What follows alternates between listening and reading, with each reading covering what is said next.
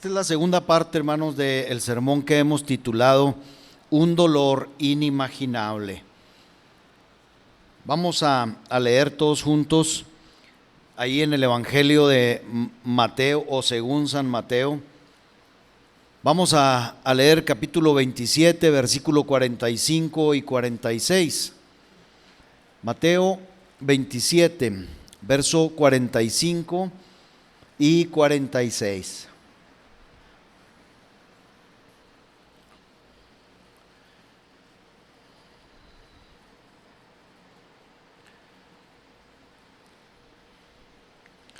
Parece que ahí estamos ya listos todos. Dice así la palabra del Señor, dice: y desde la hora sexta hubo tinieblas sobre toda la tierra hasta la hora novena. Versículo 46 dice: cerca de la hora novena, Jesús clamó a gran voz diciendo: Elí, Elí, lama sabactani. Esto es: Dios mío, ¿por qué me has desamparado? Muy bien, hemos estado haciendo hincapié, hermanos, en este clamor de parte de nuestro Señor y Salvador Jesucristo: Dios mío, ¿por qué me has desamparado? Y hemos dicho que esta expresión es angustia pura, agonía sin diluir, la que clamó precisamente de esta manera. Pero también hemos dicho que es la agonía de un alma piadosa, de un alma santa, pues únicamente un hombre de ese orden santo habría usado tal expresión, hermanos. Bueno, ya hemos visto en nuestro primer punto, porque no voy a abundar mucho en una introducción, porque ya lo hicimos. En nuestro primer punto hablamos de el hecho o lo que él sufrió. Y ahora rápidamente, hermanos, vamos a pasar al segundo punto, que nos lleva a considerar la pregunta o el por qué sufrió nuestro Señor. Y antes de responder a la pregunta, aprendamos, hermanos, de ella lecciones útiles. Miren, vamos a ver aquí qué lecciones así, hermanos, útiles y rápidamente podemos aprender de este pasaje. Lo primero que nosotros tenemos que aprender de esto, hermanos, de este clamor, de esta agonía y de esta palabra que salió del alma misma de nuestro Señor, es que este clamor fue tomado de la santa palabra de Dios. Fíjese usted nada más qué importante es la palabra de Dios, hermanos, la Escritura. Jesús tomó en cuenta hasta el último momento de su vida, hasta el último respiro. Jesús tomó en cuenta la palabra de Dios. Porque vamos a ver por qué. Porque ¿acaso no nos muestra este clamor de nuestro Señor, de nuestro Salvador, que tenía un gran amor por la palabra de Dios, hermano, ya dada a los profetas y a los salmistas? Es cierto, Jesús no tenía lo que nosotros tenemos hoy, todo este compendio de libros completo, un canon de todos los libros de la palabra de Dios, es cierto, pero sí había palabra de Dios escrita ya, estaban los profetas, estaban los salmos, estaban los proverbios, estaban las cartas o los libros de los reyes, de las crónicas, estaba la Torá o el Pentateuco, los primeros 5 libros de Moisés.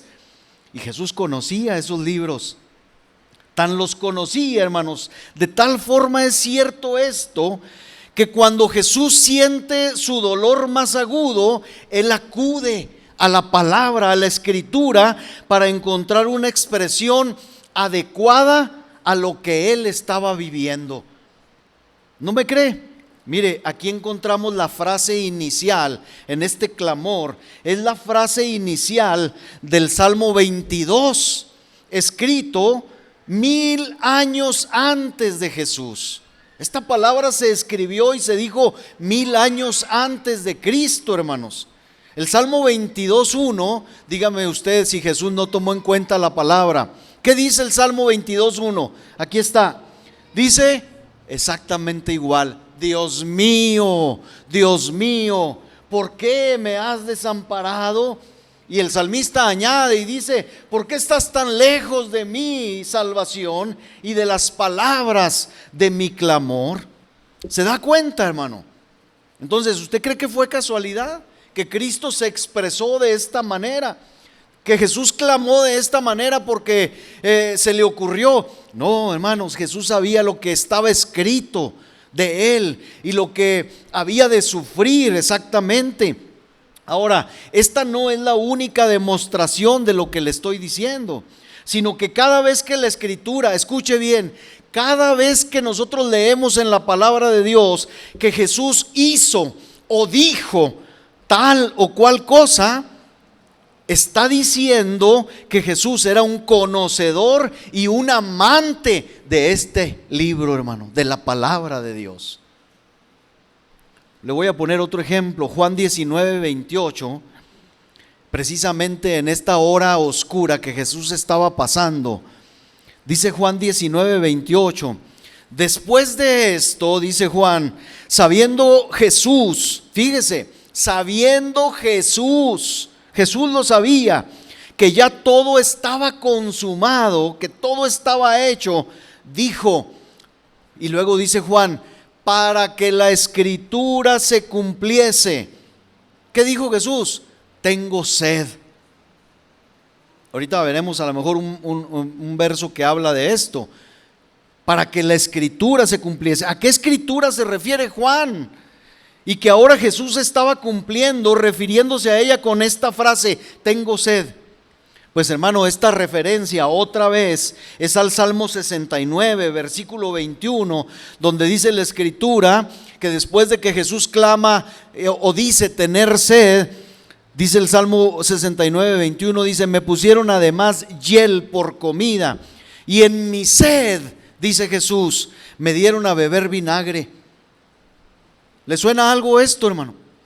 Esto se cumplió puntualmente en esa hora oscura, en esa pasión desbordada de nuestro Señor y de nuestro Salvador.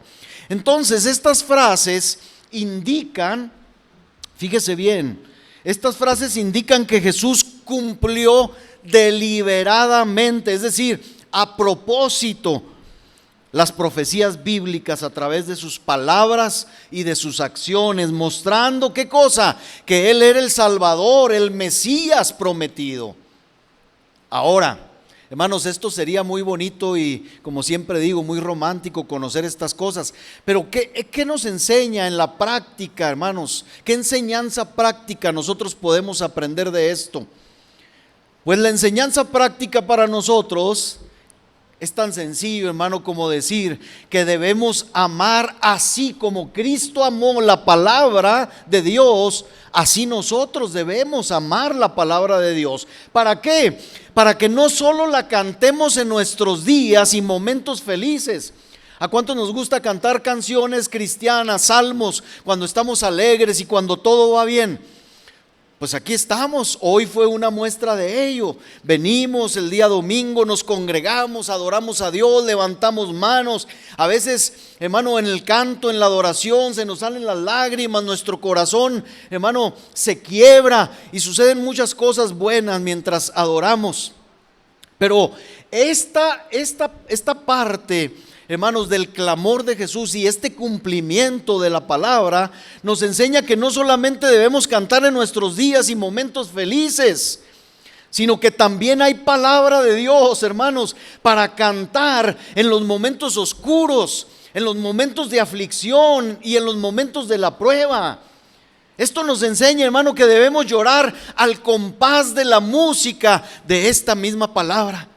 ¿Sabía usted, hermano, que en esta palabra hay salmos que se llaman elegías, no herejías, elegías, que son cantos de lamento, de lloro, de dolor, de tristeza? ¿Usted cree que, hermano, a Dios le asusta o le disgusta que nosotros lamentemos? ¿Usted cree que a Dios, hermano, no le gusta que nosotros nos quejemos de nuestras penas? Hermano, Dios sabe, el mismo Salvador lo hizo, pero lo hizo siempre para Dios su Padre. y conforme a su palabra. Fíjese qué maravilloso es esto. Así que debemos de observar que este lamento de nuestro Señor es dirigido a Dios. Dios mío, dice él, Dios mío, ¿por qué me has desamparado? Pues entonces así los hombres y mujeres piadosos, creyentes, en nuestra angustia, debemos volvernos a la mano que a veces nos golpea o nos disciplina. Esto ya no me gustó, pastor. Mire, el grito de nuestro Salvador no era contra Dios, sino a Dios, que es diferente. Dios mío, dice, ¿se fija? Él hace un doble esfuerzo para acercarse a su Padre. Aquí, hermanos, en esta expresión encontramos una verdadera condición de hijo. Es como un niño que está en profunda oscuridad clamando a su Padre. Así que, hermanos, de esto aprendamos que tanto la Biblia como la oración eran preciosas para Jesús en su agonía. Y la pregunta que le voy a dejar ahí, ¿es la oración y la palabra de Dios, hermano, preciosa para usted? Lo es para nosotros también, en momentos de felicidad, pero también en momentos de angustia. Espero que así sea. Ahora, ¿qué otra cosa podemos aprender de esto antes de entrar de lleno a la pregunta? En la primera parte de este mensaje, la semana pasada hablamos de que había fe o hay fe en estas expresiones. Sí, esto es un grito de fe, porque ya habíamos señalado en la primera parte que aunque él pregunta ¿por qué me has desamparado?, sin embargo dice repitiéndolo 2 veces, Dios mío, dice Jesús. Hay una fuerza de apropiación en la palabra mío. Usted puede decir, ¿hay Dios? Sí hay Dios, pero ese Dios es suyo. Ese Dios es suyo en los momentos difíciles. ¿O quién es, hermano, el que le ayuda? ¿A quién acudimos cuando estamos en problemas? ¿Con el prestamista? ¿Acudimos con mamá, con papá? ¿Acudimos con el psicólogo? ¿Con quién acudimos? Para Cristo Jesús, el Salvador del mundo, su ayuda estaba en Dios. Porque ese Dios era Dios suyo, era su Dios, era su Padre. Hay una tremenda reverencia, hay una tremenda humildad en la palabra Dios también. Pues aunque Jesús era Dios, sin embargo a través de estas palabras el Señor dice, tú eres siempre Dios para mí, mientras todo está bien y ahora que todo está mal.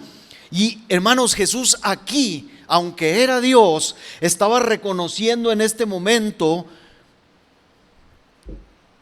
el misterio de la encarnación. Mire, hermano, déjeme le digo algo. A lo mejor a algunos de ustedes no les gusta que yo no predique en Semana Santa. Conózcanme un poquito, hermanos, y conozcan los por qué. ¿Por qué no predico en Semana Santa los temas como estos? ¿Y por qué dice, hermano, por qué ahora? ¿Por qué no lo hizo en Semana Santa? Hermanos, me molesta mucho tener que estar sujeto a tradiciones, hermano, que no están, ni siquiera salieron de nosotros. Ni siquiera salieron de nosotros y que están en las manos de religiones y de hombres que dictaminan cuándo debemos hacer tal o cual cosa. Y además, unido a eso, me molesta todavía más que llamemos Semana Santa una semana, como se lo he dicho, donde lo que más hay es disolución, borracheras, fiesta y etcétera, etcétera. Por eso no lo hago, hermanos. Pero tenemos todo el año para hablar de estas cosas. Y ahora que yo medito sobre estos temas, hermanos, yo quisiera que usted entienda, porque estamos hablando de la redención, de la salvación y del pago, y ahorita vamos a profundizar más de lo que Cristo hizo en sustitución suya y mía. Y esto es importantísimo.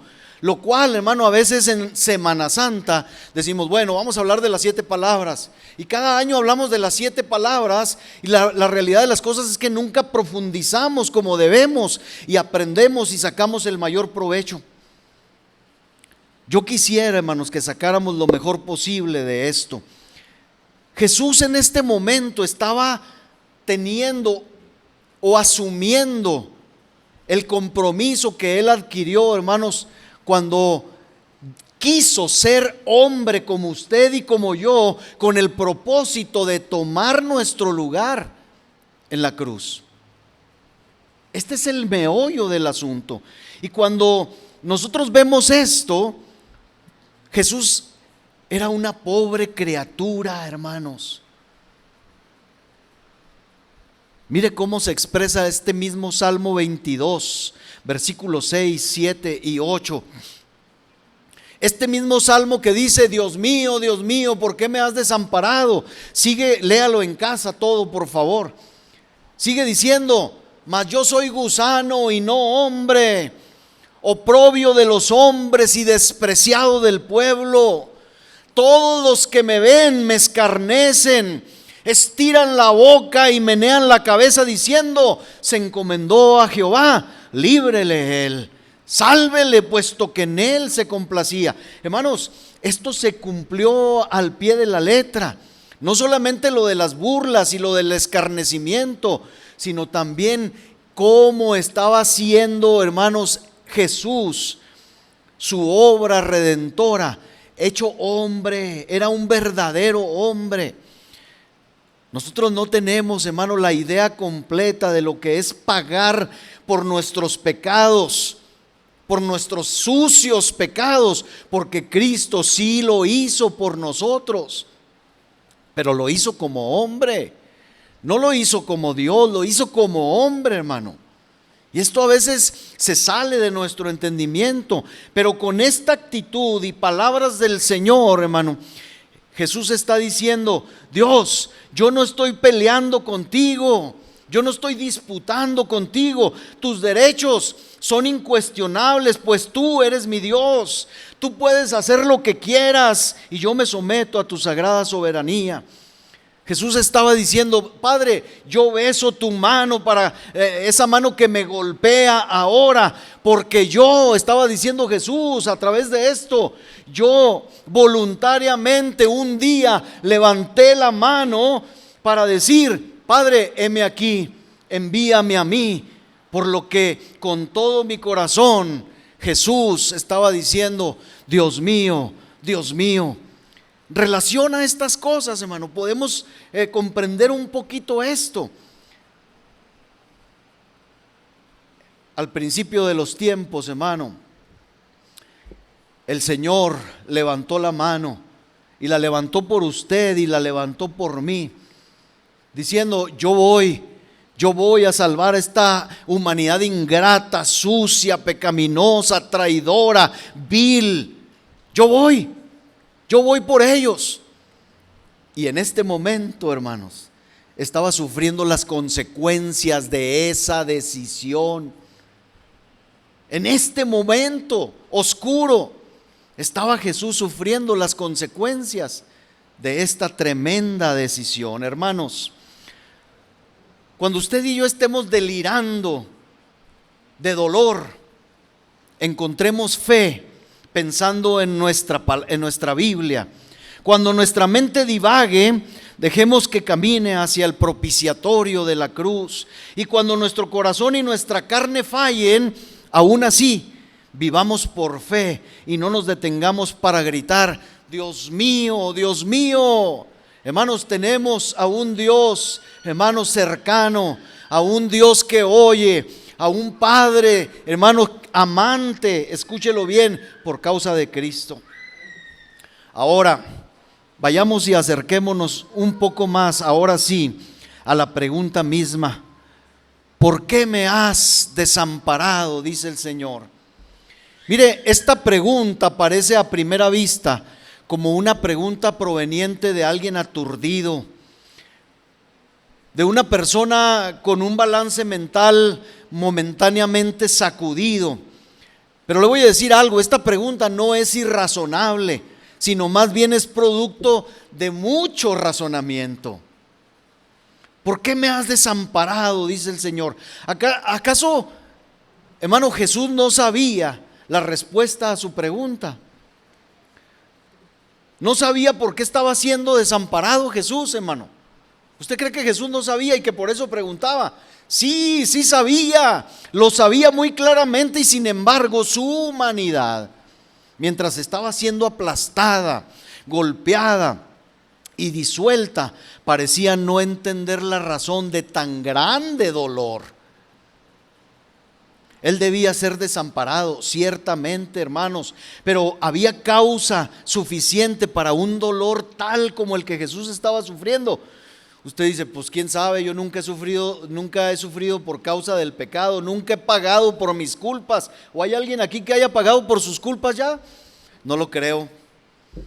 No sabemos lo que es eso, hermano. Fuimos eximidos de tal juicio, fuimos eximidos del castigo eterno. Pero el Señor, hermanos, estaba llevando este gran dolor. Él debía ser desamparado, pero había causa suficiente para un dolor tan terrible. La copa debía ser amarga, ciertamente, pero ¿por qué debía contener? Dígame usted, hermano, ¿por qué debía contener esa copa que Jesús iba a beber? El más nauseabundo de los ingredientes, que era el pecado, condensado, saturado de toda una humanidad caída. Si Él era santo, si Él era perfecto en todos sus caminos. El varón de dolores estaba agobiado por el horror, hermanos, de nuestros pecados. En ese momento el alma finita del hombre, Cristo Jesús, entró en contacto cercano con la justicia infinita del Padre. El único mediador entre Dios y el hombre otra vez, Cristo Jesús, contempló la santidad de Dios, levantándose en armas contra el pecado del hombre, pero ahí en la humanidad de Cristo, hermano. Dios ciertamente, porque hay gente que dice, hermano, pero ¿cómo entonces Dios, el Padre, aborreció a Cristo? Y si son uno, ¿cómo? Hermanos, debemos entender que Dios estaba a favor de él. Dios estaba a favor de ese pago, de ese sacrificio. Dios estaba con él en un cierto sentido que es incuestionable, pero por el momento, en lo relativo al sentimiento que Cristo tenía, Dios estaba contra él y estaba necesariamente retirado de él. Debemos ver aquí a Dios como el juez, hermanos, al Padre. Necesitamos verlo y entenderlo como el juez de toda la tierra, y debemos ver también al Señor Jesús en su función oficial como la garantía del pacto y el sacrificio por el pecado. Es la única forma de entender esto. El gran juez de todo, pues, no puede sonreír a quien se ha convertido en el sustituto del culpable que somos nosotros. Entonces, ¿no creen que el asombro de nuestro Señor cuando fue hecho pecado por nosotros? Porque así dice Pablo a los Corintios en el capítulo 5, verso 21. Al que no conoció pecado, por nosotros, dice, lo hizo pecado. ¿Usted cree entonces o no creen que el asombro de nuestro Señor lo condujo a clamar de esta forma? Dios mío, ¿por qué me has desamparado? Y es que, hermanos, para semejante ser, como dijimos, sagrado y puro, ser hecho una ofrenda de pecado, fue una experiencia sorprendente, hermanos, para Cristo. El pecado fue colocado sobre él y fue tratado como si fuera culpable, aunque nunca había pecado. Y ahora el infinito horror de la rebelión contra el santísimo Dios está llenando su alma santa. La injusticia del pecado está quebrantando su corazón y retrocede Jesús por ese pecado, clamando: Dios mío, ¿por qué me has desamparado? ¿Por qué debo soportar el terrible resultado de la conducta que más aborrezco? Era lo que Jesús estaba expresando aquí. Así que no es sorprendente que el alma santa de Cristo, hermanos, temblara al descubrir que era conducida a un doloroso contacto con la justicia de Dios, aun cuando su propósito era únicamente reivindicar o confirmar esa justicia y glorificar al juez, al legislador. Nuestro Señor podía decir en este momento, hermanos, yo sé que usted este versículo lo hemos leído muchas veces y lo aplicamos para nosotros, pero en Cristo Jesús se podía decir, o Él podía expresar, o estas palabras, este clamor, ¿sabe qué estaban diciendo? En otras palabras, lo que dice Hebreos 10:31.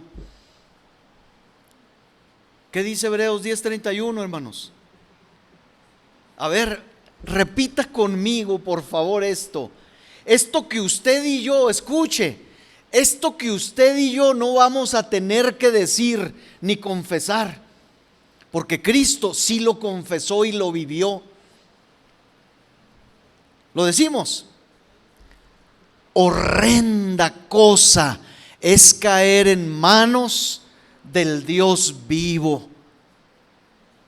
Nunca lo vamos a vivir, hermanos. Nunca vamos a saber qué horrendo es caer en las manos de un Dios vivo por causa del pecado. Cristo sí, hermano, lo supo. Cristo supo el horror de caer en manos del juez. Pero por su causa y por la mía, hermano, por mis pecados y por los suyos, para semejante ser sagrado y puro, ser hecho una ofrenda de pecado fue una experiencia sorprendente, hermanos. Así que no sé si para nosotros, después de comprender poquito esto en Cristo, el Santo de Dios, podamos ubicarnos en una correcta posición de agradecimiento y temor santo. ¿Qué quiero decir temor santo? De respeto y de reverencia, hermanos, por el sacrificio de nuestro amado Señor, de nuestro Salvador. Hemos sido librados, escuche, de esto, de enfrentar tal juicio que, por cierto, para nosotros sí era merecido. Este cuadro de la realidad del pecado no debe tomarse a la ligera, hermanos, llevando una vida cristiana a la ligera, como dicen ahora, una vida cristiana light. La Biblia le dice una vida cristiana tibia. Pues, hermanos, antes de del capítulo 10, versículo 31, hermanos, de la carta esta a los Hebreos, se nos advierte algo. Yo sé que llegamos a este punto, pero vamos a ver qué nos dice el autor inspirado de Dios a los Hebreos, versículo 29 y versículo 30. Aquí hay una gran advertencia, porque sí nos podemos gozar, como ya dije, de que nosotros no vamos a poder expresar, ni vivir, ni experimentar lo horrendo que es estar en manos de un Dios vivo. Pero dice, advierte el escritor a los Hebreos, pregunta, ¿cuánto mayor castigo pensáis que merecerá el que pisoteare al Hijo de Dios y tuviere por inmunda la sangre del pacto, en la cual fue santificado, dice aquí, e hiciere afrenta al Espíritu de gracia? A ver, hermano, échele números. ¿Cuánto cree usted, hermano, que merezca de castigo aquel que pisotea, aquel que no entiende que Cristo ciertamente pagó por nuestros pecados, pero que lo ve como cosa, como poca cosa? Dice el versículo 30, pues conocemos al que dijo, mía es la venganza, yo daré el pago, dice el Señor. Y otra vez dice, el Señor juzgará a su pueblo. ¿De qué habla el autor a los Hebreos, hermano? Nos está advirtiendo y nos está diciendo, miren, ciertamente ustedes no van a tener que padecer, no van a tener que pasar una noche oscura como la que Cristo vivió, no van a tener que beber la copa amarga, no van a que ni siquiera van a pagar por sus errores, por sus horribles pecados. Pero ¿saben qué? tengan en cuenta que hay un castigo mayor para aquel que no toma con seriedad lo que Cristo hizo, su sangre del pacto, porque ahí Cristo fue santificado, y hagan afrenta al Espíritu de Dios. Dice el escritor a los Hebreos, dice: mía es la venganza, yo voy a dar el pago. El Señor va a juzgar a su pueblo en cuanto a esto. Así que si queremos interpretar, hermanos, ligeramente esta sin igual hora de Cristo, angustiosa, y que era justa y legalmente propia de todos los que sí pecamos y nos descarriamos, y si queremos seguir viviendo aún impíamente, y esta y otras muchas advertencias le puedo decir, hermanos, como esta, sonarán en el día de la sentencia del juez justo, en el día del juicio.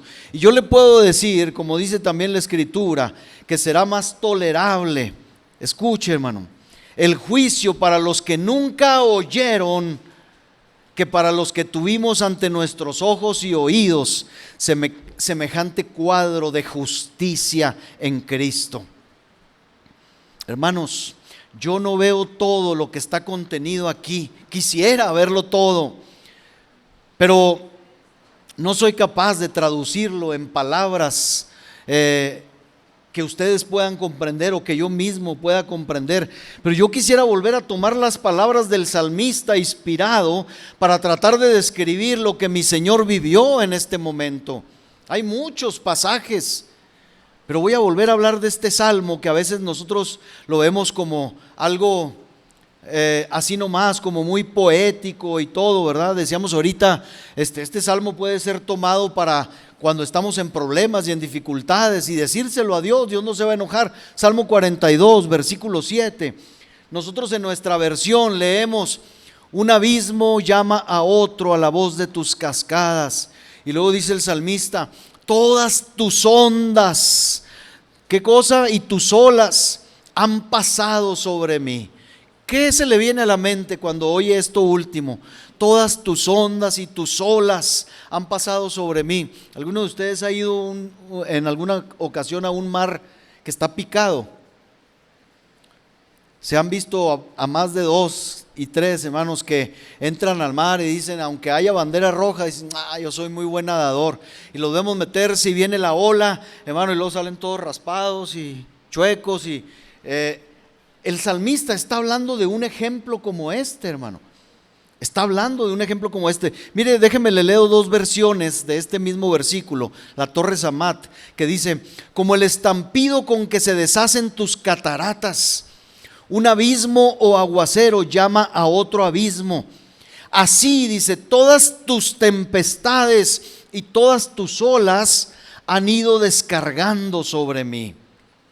La versión Dios habla hoy dice: se oye en los barrancos profundos el eco atronador de tus cascadas. Los torrentes de agua que tú mandas han pasado sobre mí. Y mire, esta y otras versiones nos dan un amplio o más amplio panorama de lo que es caer en manos de un Dios vivo, hermanos, con otros ejemplos.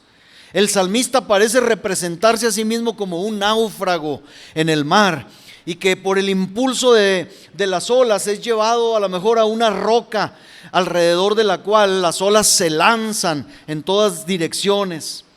Varias olas rompen contra él y lo arrancan de aquella roca a la que se aferraba. Y esta es una ilustración, como digo, apropiada de las olas de dolor que se extendían sobre su alma en el momento que el salmista expresaba esto. Y no voy a decir, porque no voy a cometer el error, para que usted no me malentienda, no podemos decir que este salmo es un salmo mesiánico o profético, pero sí nos habla de lo que es sentir que Dios mismo está en nuestra contra, o al punto de enjuiciarnos, hermanos. Hablar de lo que, hermanos, es a veces que Dios nos dé poquito la espalda, o que deje de sonreír y se ponga serio con nosotros. Esto es lo que el salmista expresa. Y esto es lo que realmente sucedió con el Señor. Hermanos, somos tan pobres, tan débiles, tan frágiles nosotros los hombres. Al Señor, hermano, no sé cuántos de ustedes, alguno de ustedes le ha tocado en alguna ocasión alguna tormenta en el mar o cerca no digo que en un barco, a la orilla de una playa. Rafa, sí. ¿Alguien más? Hermano, es espeluznante. A mí me tocó vivirlo en Topolobampo y es espeluznante, hermano. Una fuerte tormenta pegado a la playa. Uno dice, sáquenme de aquí. En una ocasión estábamos en Yoquibo, eran mis primeros años allá, en la sierra. Y entonces el IMSS, el Instituto Mexicano del Seguro Social, me había donado 1000 vacunas. Y pues yo ya no llevaba qué hacer yo con ellas, hermano. Empecé a visitar una comunidad y otra, y las vacunas no bajaban, eran muchísimas. Y entonces de aquí de Chihuahua fue un grupo de mi iglesia a apoyarme. Y entonces todos los hombres desayunábamos por la mañana y en cuanto desayunábamos agarrábamos camino, hermano, a pie. Yo contrataba a un guía tarahumara y nos llevaba, hermano, a vacunar diferentes comunidades. Y como era verano, hermanos, una tarde de esas que veníamos ya de regreso, cansados y bien caminados, en esa ocasión iba mi pastor con nosotros. Y hermanos, veníamos cruzando un bosque, porque Yoquibo es muy hermoso, hermano, tiene bosques muy hermosos. Y veníamos cruzando, hermano, el bosque lleno de pinos y de repente se puso la lluvia, hermano. Y uno dice, qué bonito, sí, pero empezó a tronar, hermano, de una forma espantosa, oígalo bien. Hermano, no sabíamos si meternos abajo de un pino, si salir a despoblado. Había un hermano que es el hermano Sergio Silva, que era comandante de Cruz Roja, y decía, no se metan abajo de los árboles. Y yo decía, ¿y a dónde nos metemos? Pero era una cosa horrible, hermano, una tormenta eléctrica espantosa. Pregúnteme cuántos al siguiente día quisieron volver, hermano, a ir conmigo. Con esa simple tormenta, con esa simple lluvia, hermano, Dios. Es más, la Biblia habla de eso, de cómo Dios hace ahuyentar a sus criaturas cuando hace tronar los cielos. Y hay muchas ilustraciones que nosotros podemos tener, hermano, de cómo el Dios, hermano nuestro, en su indignación nos habla a veces a través de los truenos, a través de cosas adversas. Hermanos, de verdad, ¿usted cree que Cristo, hermano, para volver a la pregunta, ¿por qué me has desamparado?, dice Mateo 27:46. Podemos decir que nuestro Señor, hermano, estaba viviendo una hora terrorífica, terrible. Y volviendo a la pregunta, podemos decir también que nuestro Señor aún así no se hace para atrás. Él no se encoge, hermano, porque la pregunta implica un movimiento hacia adelante. Preguntar, Señor, ¿por qué me has desamparado? Hermanos, quien abandona un negocio, pues esa persona ya no pregunta nada acerca del negocio, ¿verdad? Si alguien dice, yo ya no quiero saber nada de esto, verdaderamente dice uno, ni me pregunten, ni me digan nada, yo ya no sé, yo ya renuncié. Hermano, pero Cristo sigue preguntando en comunicación al Padre, Señor, estoy viviendo esto que es terrorífico. Mi alma está triste, había dicho en Getsemaní, hasta la muerte. Había sudado grandes gotas de sangre, dice la Escritura, pero ahora que lo estaba viviendo, no se queda callado, empieza a platicar con el Padre. Él no pide el desamparo, hermanos. Él no pide que el desamparo termine antes de tiempo. Solo quiere entender más su significado y se entrega a Dios mediante las palabras, Dios mío, Dios mío. Él busca revelar la base y la razón de esta angustia que está decidido, por cierto, a soportar hasta su amargo final. Él busca sentir alivio en el motivo que lo ha sostenido y había de sostenerlo hasta el final. ¿Cuál es el motivo de soportar tanta aflicción, tanta oscuridad, tanto terror? ¿Usted sabe cuál fue, hermano? Se lo voy a decir. Cristo tuvo un solo motivo, uno solo, para soportar desde el principio, cuando ahorita le mencioné que él levantó la mano para decir: heme aquí, Señor, envíame a mí con estos, hasta esta hora negra. Era un solo motivo el que sostenía a Jesús. Juan nos lo muestra. Este clamor de Jesús lleva implícita una profunda sumisión y una determinación de amar. Escuche, amar desde principio a fin. Yo sé que muchas veces hemos leído este pasaje, hermanos, pero mire, escuche por favor con atención. Antes de la fiesta de la Pascua, dice aquí: sabiendo Jesús, escuche, Jesús sabía que su hora había llegado. ¿Cuál hora, hermanos? ¿Cuál hora sabía Jesús? Pues la hora de pasar de este mundo al Padre. Pero, hermanos, no sin el juicio, no sin el enjuiciamiento de los pecados de una humanidad. Dice aquí, como él sabía esto, dice, como había amado a los suyos que estaban en el mundo, que los amó hasta el final. Esto es maravilloso, hermano. Nosotros perdemos de vista a veces, hermano, con todas las tradiciones que hacemos alrededor de la pasión de Cristo, perdemos de vista muchas veces lo que verdaderamente debe de importarnos, hermano.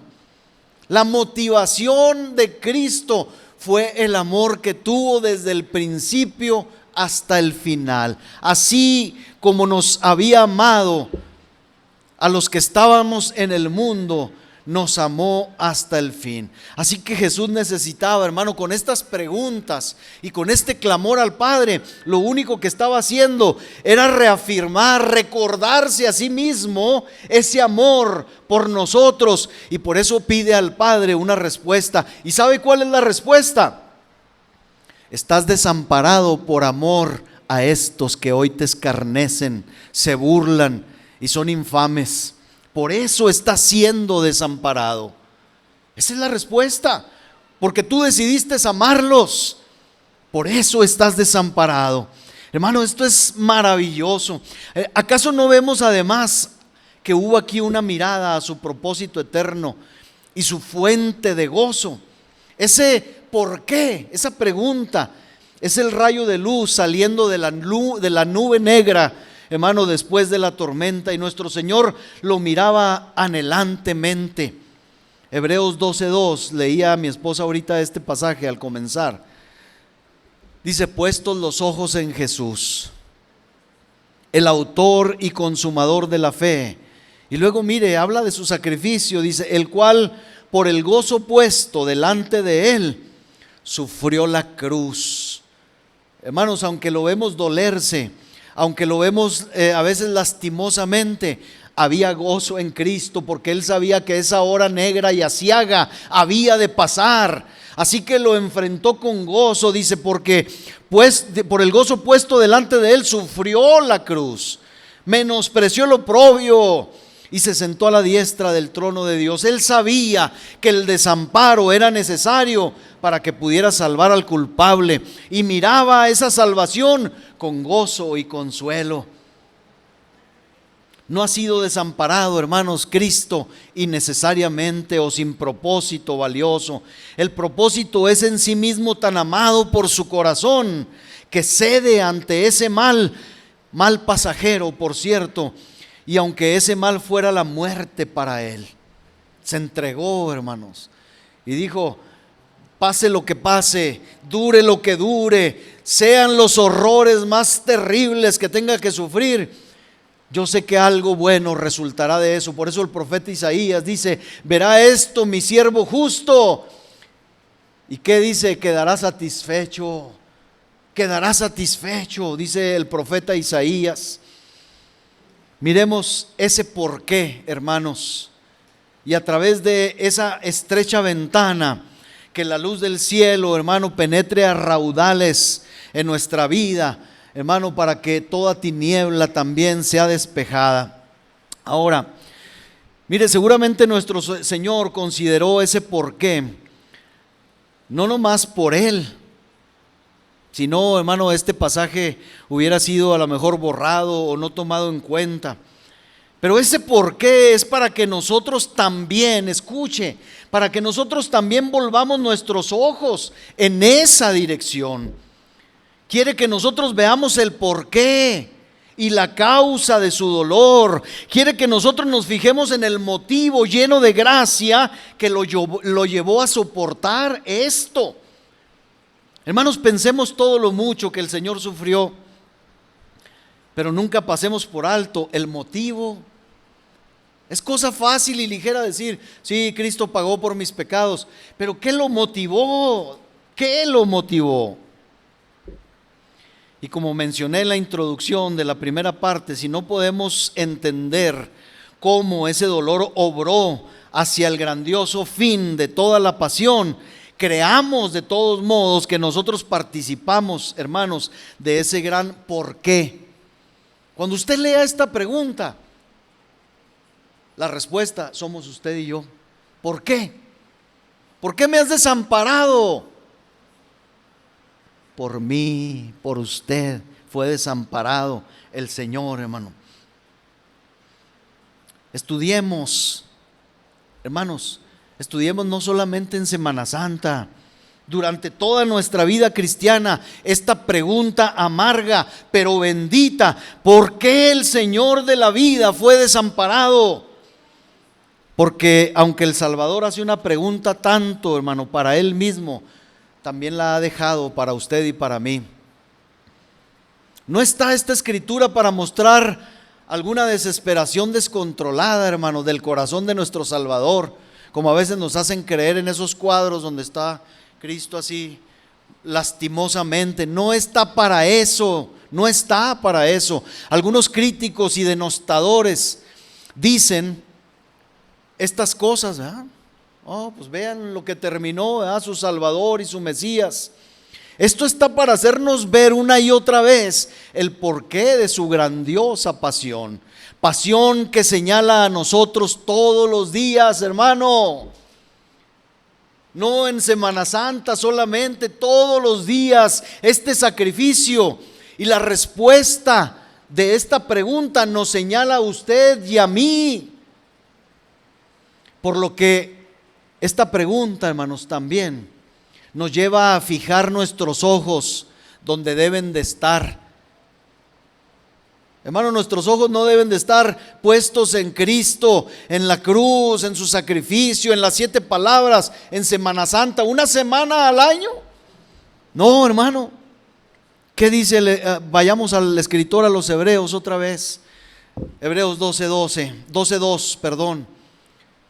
Puestos los ojos en Jesús, el autor y consumador de la fe, el cual por el gozo puesto delante de él sufrió la cruz, menospreciando el oprobio, y se sentó a la diestra del trono de Dios. Y dice enseguida, esto, hermano, es para nosotros: considerad, considere, pese, valúe a aquel que sufrió tal contradicción de pecadores contra sí mismo. ¿Para qué? Para que vuestro ánimo no se canse hasta desmayar. Hermanos, qué fácil la tenemos nosotros, qué fácil. Solo debemos, ¿qué, hermanos? Mantenernos mirándole y contestando la pregunta todos los días con ánimo. Fue por mí, Señor, ¿por qué me has abandonado? Señor, fue por mí fue. No podremos hacer esto, hermano. No podremos vivir una vida cristiana, hermano, con los ojos en Cristo, en su sacrificio, y contestando la pregunta, considerando esto. No necesitamos pagar más. No necesitamos pagar nada. Solo nos manda el Señor: estén atentos a esto. También esta es una razón por la cual ofrecemos, hermano, tenemos el servicio de la Santa Cena, porque regularmente creemos que vivir la vida cristiana, hermanos, es venir y escuchar un sermón, y toda la demás parte del tiempo de la semana, hermano, estar en nuestros quehaceres. No podemos perder de vista, hermano, algo tan valioso. Hermanos, Estamos hablando de la terrible necesidad de una expiación, de la satisfacción que el Padre requería de cada uno de nosotros. Estamos hablando de la reparación, hermano, del daño que hicimos pecando y del pago por el pecado, por nuestros terribles hechos pecaminosos. Y estamos hablando por lo mismo de la impresionante respuesta que correspondía a tales conductas abominables, pues Cristo es la respuesta a su misma pregunta: ¿por qué me has desamparado? Porque solo de esta forma toda una humanidad caída podía ser perdonada, justificada y puesta en paz nuevamente con su Creador. No había otra forma. Pero abundemos entonces en un último punto que tiene que ver precisamente con la respuesta a la pregunta. Y espero que el Señor nos ayude. Vayamos a la respuesta, hermano, de lleno. En relación a esto, usemos los pocos minutos que nos quedan. Dios mío, ¿por qué me has desamparado? ¿Cuál es el resultado de este sufrimiento? ¿Cuál fue su razón? Ya dijimos algunas razones. Nuestro Salvador pudo responder su propia pregunta. Si bien es cierto que por un instante su humanidad se quedó, hermanos, como nublada, perpleja, su mente pronto llegó a un claro entendimiento, pues dice Juan 19:30, cuando Jesús hubo tomado el vinagre, dijo: consumado es. Se acabó, se terminó, y habiendo inclinado la cabeza, dice, entregó el Espíritu. Qué sencillo se oye, ¿verdad? La respuesta a su pregunta fluyó suavemente al alma del Señor Jesús. Él se liberó de la angustia con el grito triunfante de: está terminado, está hecho, se consumó, se hizo todo lo que se tenía que hacer. Su obra había sido terminada y su experiencia de abandono fue la parte principal de la obra que había asumido por causa nuestra, hermanos.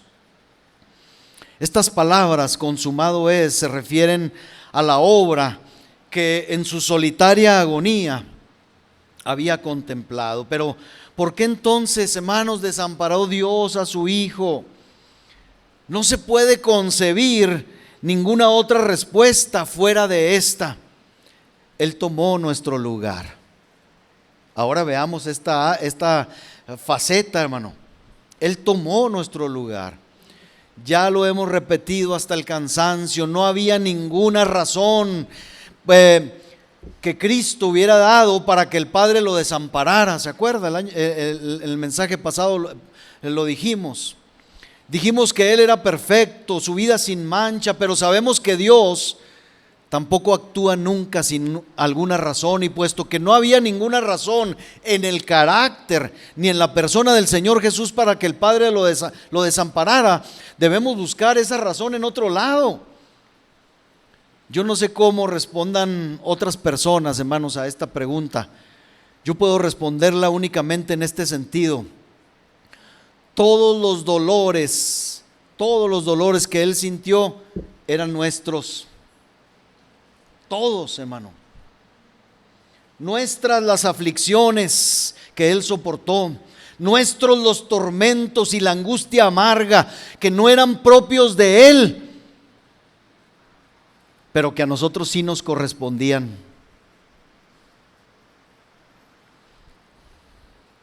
Si lo consideramos como condenado del cielo, como abandonado por Dios, fue por nuestros pecados, y por esos nuestros pecados fue que gimió y sangró bajo la vara del Padre, hermanos.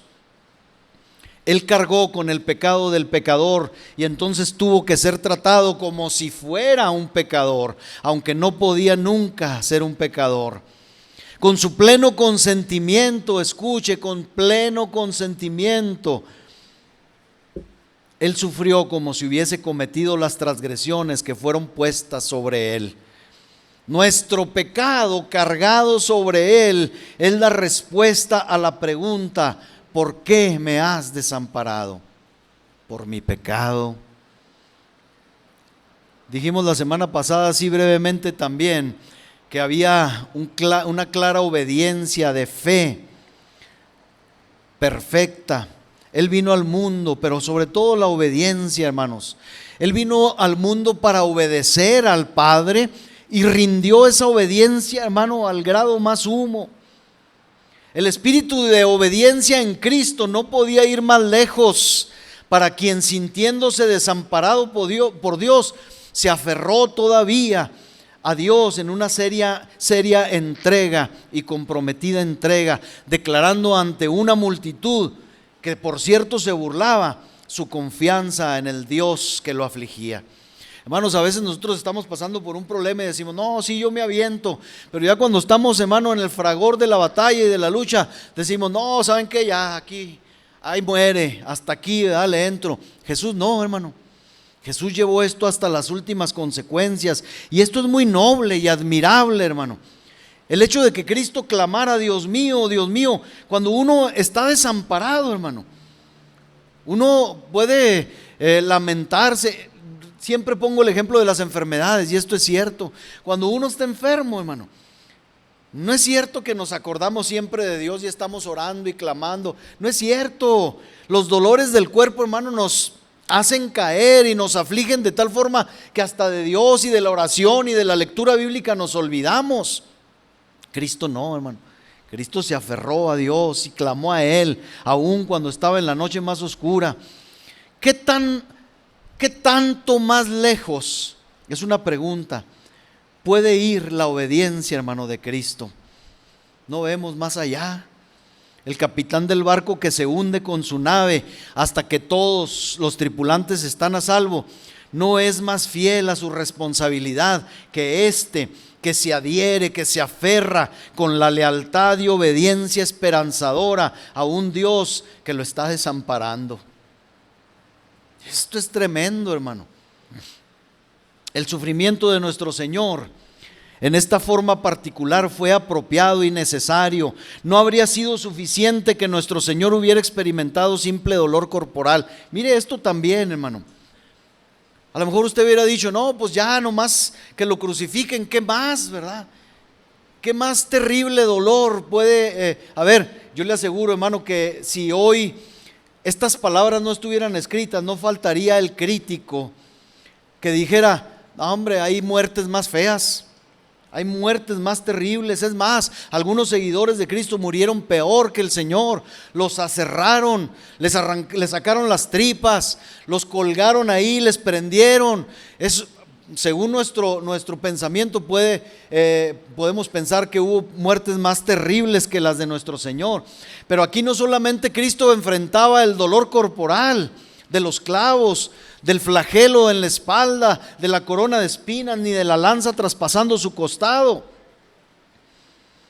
El sufrimiento de nuestro Señor, hermano, era un sufrimiento que traspasaba o rebasaba el dolor corporal.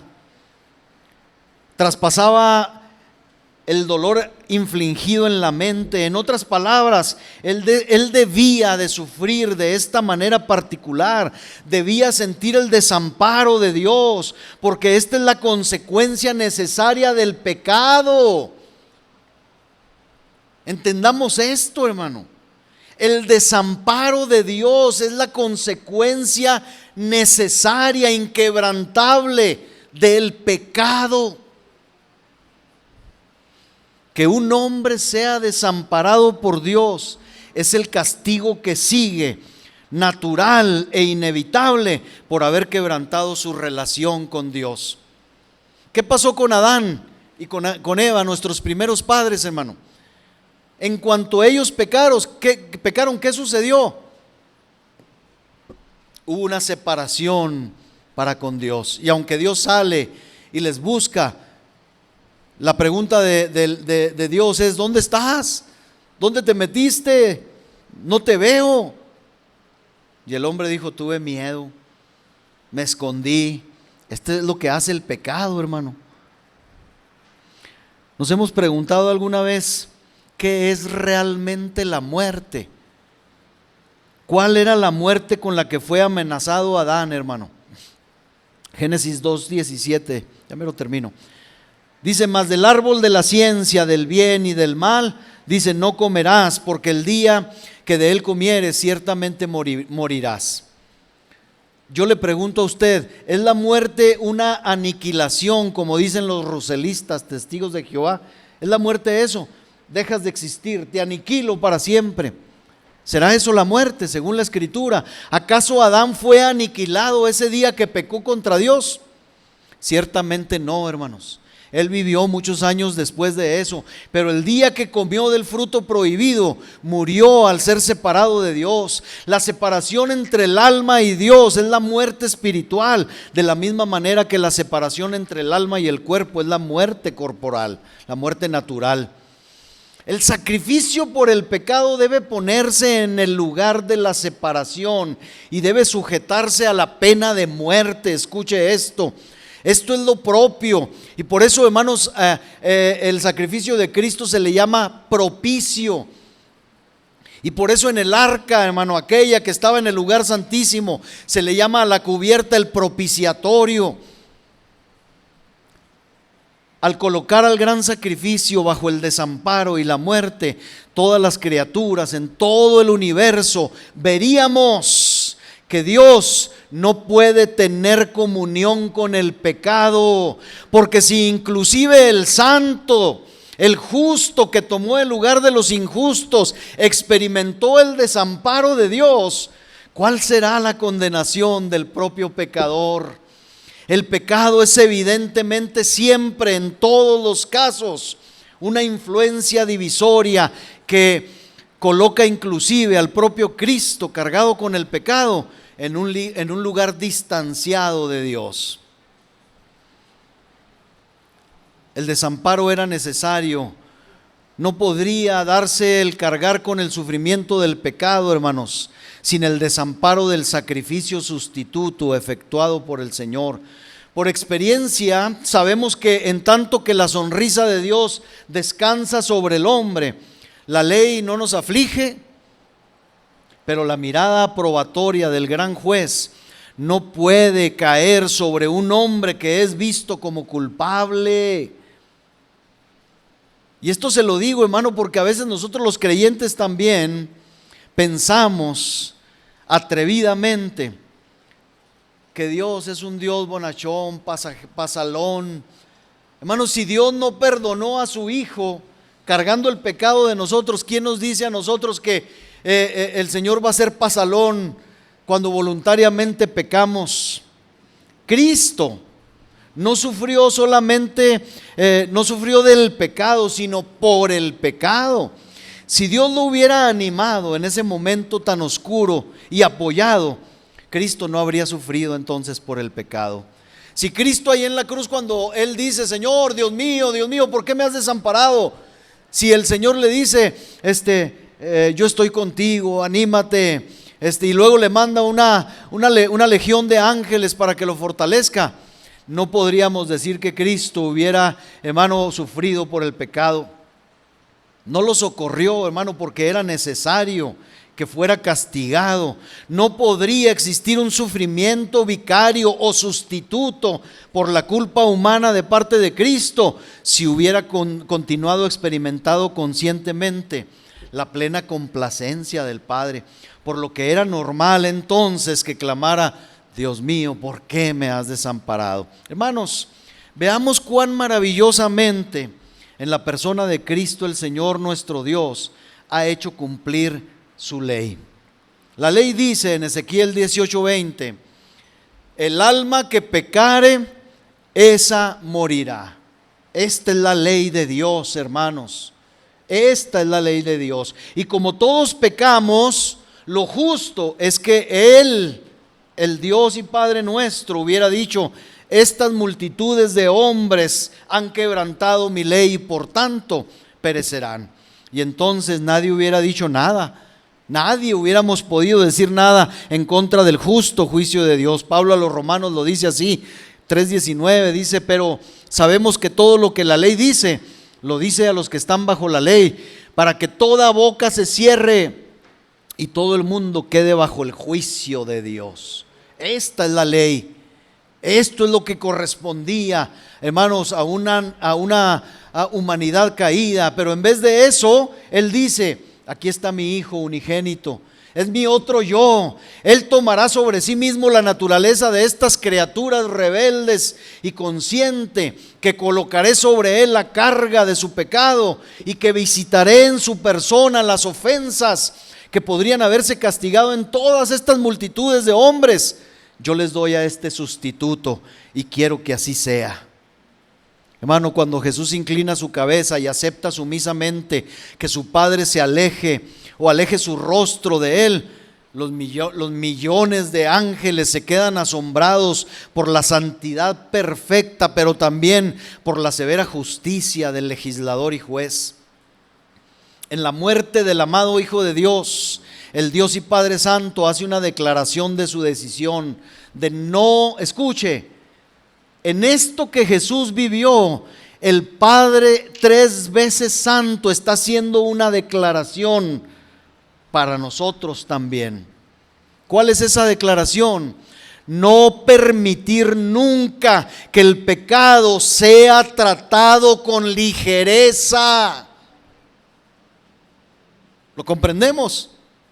Y entonces, si su propio Hijo es llevado ante Él cargando con el pecado de otros y esconde de Él su rostro, ¿qué nos hace creer a nosotros, pecadores 3 veces culpables, que Dios pasará por alto nuestro pecado sin arrepentimiento y sin echar mano del único sustituto que se llama Cristo Jesús? Creemos todavía que una religión humana y preceptos humanos pueden salvarnos cuando no salvó ni a Cristo Jesús el pecado de todos nosotros. En Dios, hermanos, el amor infinito brilla sobre todos, pero no eclipsa su justicia. Escuche esto: de la misma manera que no permite que su justicia destruya su amor. Dios posee a la perfección todas las perfecciones. Hermanos, este es un gran tema, de verdad, maravilloso. Pidamos a Dios una mente y un corazón digno de este tema. Así que insistamos un poquito más. Aguánteme, hermano, aguánteme. Preguntémonos de nuevo: ¿por qué sufrió Jesús al ser desamparado por el Padre? Otra respuesta para esto es que el capitán de nuestra salvación fue hecho perfecto de esta manera, por medio del sufrimiento. Les explico, cada parte del camino, hermano, que Cristo transitó ha sido claro, que no ha sido fácil, ¿verdad? Pero ahora supongamos que el Señor Jesús no hubiera sido desamparado, hermanos, nunca. Que el Señor Jesús no haya sentido tal rechazo por los de la humanidad. Entonces, si alguno de sus discípulos fuera llamado a experimentar esa aguda prueba que el Señor soportó en la cruz, ese desamparo, el Señor Jesús no habría podido identificarse con el discípulo en esto. Imagínense, Él se volvería su líder, el discípulo, nosotros nos volveríamos a Cristo y le preguntaríamos: Señor, ¿alguna vez sentiste, Señor mío, estas tinieblas que estoy viviendo ahora? Entonces el Señor Jesús tendría que responder: no, sé lo que es el dolor físico y corporal, pero nunca he bajado, nunca he descendido a esa oscuridad, no he experimentado. Hermano, cuán terrible carencia percibiría el discípulo que experimenta ciertas pruebas, ¿no cree? Que el siervo soporte un dolor que su Señor nunca conoció sería algo que no existiría, hermanos, en la mente de Dios. Sería algo triste, desconcertante. Habría habido una herida para la que no existiría un ungüento, un dolor, como lo dijo Isaías. Aquí Isaías aclara y dice: en toda angustia de ellos, Él fue angustiado. ¿Se fija? No hay cosa que usted y que yo, hermanos, vivamos en este mundo, prueba, dolor, circunstancia adversa, hora aciaga, oscura, que Cristo no haya sufrido. Aquí está: en toda angustia de ellos, Él fue angustiado. En todo, hermanos, en todo. Entendamos, en cualquier angustia o prueba pues de nuestra vida, hermanos, como dice Hebreos 4:15, que no tenemos un sumo sacerdote que no pueda compadecerse de nuestras debilidades, sino uno que fue tentado en todo, hermano, según nuestra semejanza, pero sin pecado. En esto hemos de gozarnos cada vez que estemos abatidos, porque ante nosotros, hermanos, brilla la profunda experiencia de nuestro desamparado Señor. Termino con 3 cosas, hermano. La primera: ustedes y yo, que somos creyentes en Cristo y que descansamos únicamente en Él para nuestra salvación, apoyémonos con fuerza, pongamos todo nuestro peso en nuestro Señor. Él soportará el peso completo de todo nuestro pecado. En cuanto a nuestro pecado, ya no escucharemos más las duras acusaciones y reclamos de la justicia. Cuando oímos clamar a Jesús, ¿por qué? ¿Por qué me has desamparado? Hermanos, yo sé que merezco el infierno más profundo a manos de la venganza de Dios, pero hoy no tengo ningún temor. Él no me va a desamparar, pues Él desamparó ya a su Hijo por mi causa. No sufriré por mi pecado, pues Jesús ha sufrido plenamente en mi lugar. Sí, hermanos, sufrió hasta clamar: Dios mío, ¿por qué me has desamparado? Y tras esta pared, hermano, de granito, de roca sólida, de la sustitución, el pecador se encuentra seguro, el pecador arrepentido, Esta fortaleza de rocas protege a todos los creyentes y podemos descansar seguros. La roca, hermanos, está hendida para usted y para mí, como la estuvo para Moisés. Y usted y yo debemos escondernos en esas rendijas y ningún mal puede alcanzarnos. Hermanos, si de verdad hemos entendido y aceptado el sacrificio sustitutivo de Cristo, tenemos una expiación, una sustitución plena, un grandioso sacrificio y un glorioso cumplimiento de la ley. Por tanto, descansemos tranquilos todos nosotros mientras permanezcamos con la confianza, decíamos ahorita, puesta en Jesús. Segundo, si alguna vez a partir de este momento en nuestras vidas llegáramos a pensar que Dios nos ha abandonado, dijimos: aprendamos cómo comportarnos del ejemplo de nuestro Señor. Si crees o sientes que Dios te ha dejado, no cierres la Biblia, hermano, más bien ábrela como lo hizo nuestro Señor y encontremos un texto que se adecúe a nuestra situación. La Biblia dice que Él lo hizo para cumplir la profecía, la palabra. Si creemos que Dios nos ha dejado, no dejemos de orar. Hermanos, es más, oremos como lo hizo nuestro Señor. Si pensamos que Dios nos ha desamparado, no abandonemos nuestra fe en Él, sino como el Señor, clamemos: Dios mío, una y otra vez. Si hemos tenido una segura ancla antes, arroje 2 anclas ahora, hermanos, y duplique el agarre de su fe. Si no podemos llamar a nuestro Dios Padre, como era la costumbre de Cristo, pues llámalo tu Dios. Entonces, hermanos, dejemos que los pronombres personales de Dios se vuelvan para nosotros un agarre seguro. ¿Qué quiero decir con eso? Si usted no puede decir Padre mío, dígale Dios mío. Y si no puede decir Dios mío, dígale Salvador mío, dígale Sanador mío, dígale Proveedor mío, dígale mi escudo, mi libertador, mi ayuda, mi socorro, mi alto refugio, justicia mía, mi Señor, mi Rey, mi todo. Agárrese de Él, hermano, porque Él es eso para nosotros. Apláudale a Cristo con todo el corazón, hermanos, pero no permitamos que nada nos separe de nuestra fe. Aférrese a Jesús, ya sea que se hunda o nade. Si vivimos, que sea al pie de la cruz, y si morimos, que sea abrazados a esa cruz antigua, como dice el cantor también. El que cree en Jesús tiene vida eterna, dice la palabra, y yo me aferro a eso como la ostra se pega a las rocas. No hay sino una puerta para el cielo, y me voy a aferrar hasta en los dinteles de esa puerta, hermanos. Yo voy a entrar al cielo, pues esa puerta nunca se ha cerrado a un alma que aceptó a Jesús, quien dice: el que a mí viene, no le echo fuera. Concluyo.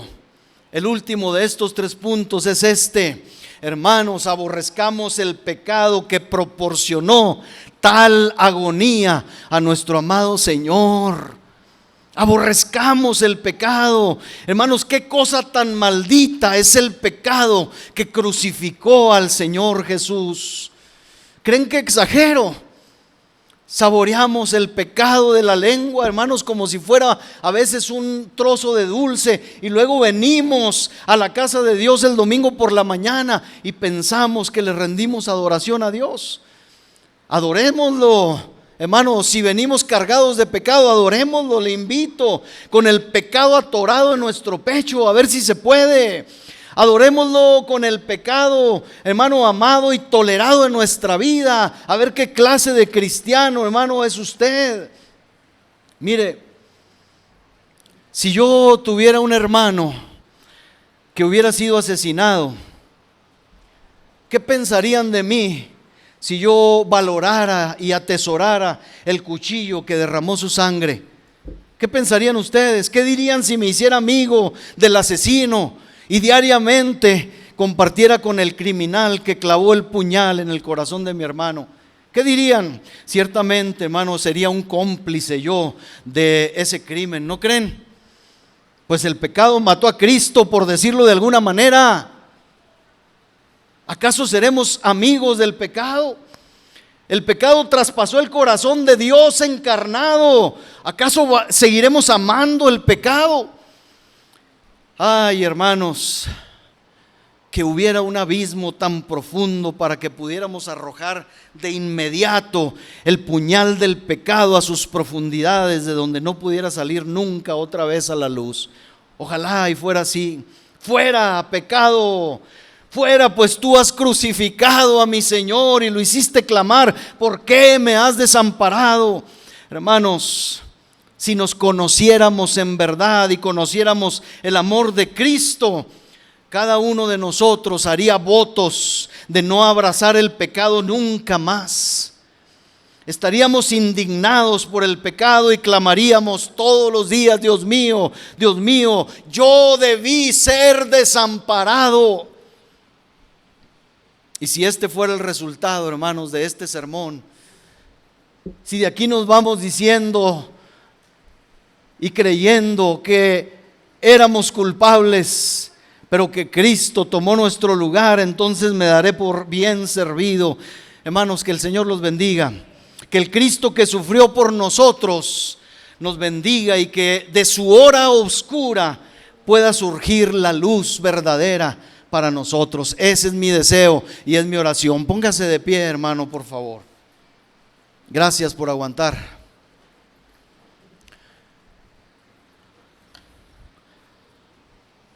¿Se da cuenta que esto no es asunto de una semana, hermano? Que esto no es asunto de 7 palabras en un día, o una un día y otro. No, hermanos. Las tradiciones nos alejan muchas veces de lo que es verdadero, de lo que es profundo, de lo que es verdadero sobre todo. Nunca, hermano, lamente no practicar ciertas tradiciones. Lamente cuando desde un púlpito, hermano, no se nos predique la verdad, y no intentemos por todos los medios profundizar un poquito para ser bendecidos. Mi oración, hermano, es siempre que podamos, hermano, ir a la palabra y zambullirnos y sacar lo mejor posible de ella. Espero que usted, hermano, sea también su deseo. Hable con Dios en esta hora. Gracias, Dios mío. Padre eterno, Dios mío, Dios nuestro, Dios de nuestra salvación, oh Dios misericordioso, Dios clemente, Dios bueno en gran manera. Aquí está tu pueblo, aquí está tu iglesia hoy. Nos presentamos ante ti. Revivimos, Dios, hoy, aunque no sea en esa semana que llaman santa. Revivimos hoy, Señor, un poco de lo mucho, Señor, que tú has hecho por nosotros. Señor, nos hacemos la pregunta ahora nosotros y la respondemos, Señor, con nuestra vida. Fue por amor a nosotros que fuiste desamparado. Fue por nuestros pecados, fue por nuestra rebeldía, por nuestra obstinación, por nuestro negro corazón, Señor, que tú fuiste desamparado aquel día. Bebiste la copa amarga hasta las heces, dice tu palabra, Señor, y no hubo nadie contigo mientras pisabas el lagar, sino tú solo. Y ahora nosotros, Señor, solo podemos, Señor, mantener nuestra vista en ti, Señor, puesto los ojos en ti, Señor. ¿Qué más podemos hacer? ¿A quién más miraremos, Señor? Pues sería indigno fijar nuestra mirada en alguien más, pero en ti, Señor. En ti ciertamente, Señor, si fijamos nuestra vista, Señor, traeremos regocijo, traeremos, Señor, victoria, traeremos el recuerdo, Señor, de que tenemos paz para con Dios y que la muerte, Señor, no daña más nuestra vida. No hay temor, no hay temor, Señor, y en las luchas y en las pruebas también, Señor, como el ejemplo que nos has dado, hemos de clamar, hemos de aferrarnos a ti como el Dios nuestro. Dios, gracias, gracias Jesús, gracias Dios eterno por darnos a tu Hijo, porque perfectamente y totalmente pagó por lo que nosotros merecíamos. Mi Dios, recibe la gloria, recibe la honra, recibe la adoración, recibe la alabanza, recibe nuestra vida, Señor, pues es todo lo que tenemos. Recibe, Señor, lo que somos, te pertenecemos, no hay nada que sea nuestro, todo es tuyo, Señor. Nuestro corazón, nuestra vida, nuestros recursos, nuestro tiempo, todo, Señor, es tuyo. Tú lo compraste, lo pagaste. Señor, gracias. Gracias, Señor. Gracias, gracias. Bendito sea tu nombre por siempre. Apláudale a Cristo, hermano.